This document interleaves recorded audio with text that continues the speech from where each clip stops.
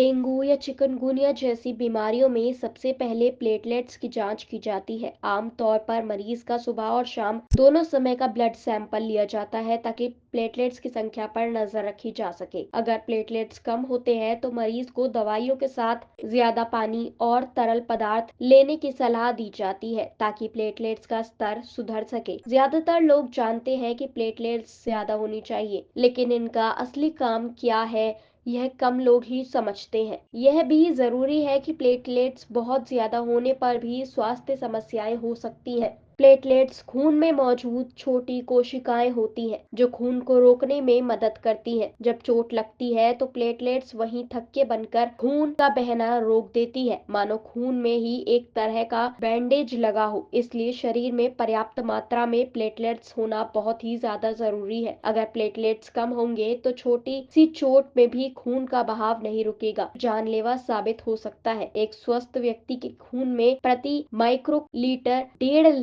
लाख से 4.5 लाख प्लेटलेट्स होने चाहिए। हालांकि यह सीमा किसी व्यक्ति की स्थिति और लैब तकनीकों के अनुसार थोड़ी अलग भी हो सकती है। प्लेटलेट्स बोन मैरो, खून और तिल्ली में बनते हैं और शरीर में लगातार यह प्रक्रिया होती रहती है। इसलिए सामान्य तौर पर प्लेटलेट्स की संख्या को लेकर बहुत ज्यादा चिंता की बात नहीं होती है, लेकिन किसी बीमारी की स्थिति में इसका खास ध्यान रखना जरूरी है। अगर प्लेटलेट्स का स्तर ज्यादा बढ़ जाता है, थ्रोम्बोसाइटोसिस का खतरा बढ़ जाता है। इससे खून में थक्के या गांठ बनने की संभावना बढ़ जाती है। प्राइमरी थ्रोम्बोसाइटोसिस वह स्थिति है जो बोन मैरो में ज्यादा प्लेटलेट्स बनाने लगती है। दूसरी ओर सेकेंडरी थ्रोम्बोसाइटोसिस में किसी बीमारी या चोट के कारण ज्यादा प्लेटलेट्स बनते हैं। ऐसे मामले में सिर दर्द, नाक से खून बहना या खून आना और चक्कर आना जैसी समस्याएं हो सकती हैं। ज्यादा प्लेटलेट्स होने पर दिल का दौरा, स्ट्रोक या डीप वेन थ्रोम्बोसिस जैसी समस्याएं हो सकती हैं। जब प्लेटलेट्स का स्तर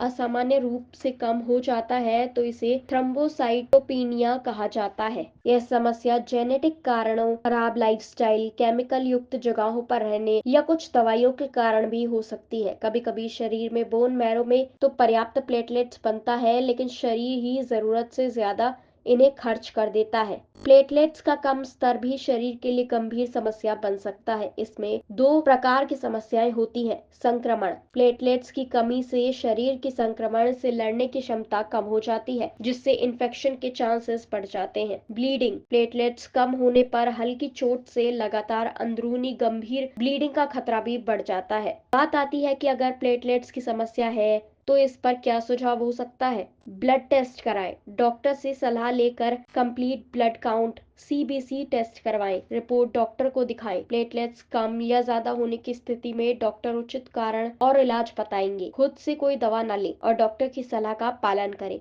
अत्यधिक ब्लीडिंग या बार बार चोट लगने की स्थिति में तुरंत डॉक्टर से मिलें ताकि समय पर इसका इलाज किया जा सके।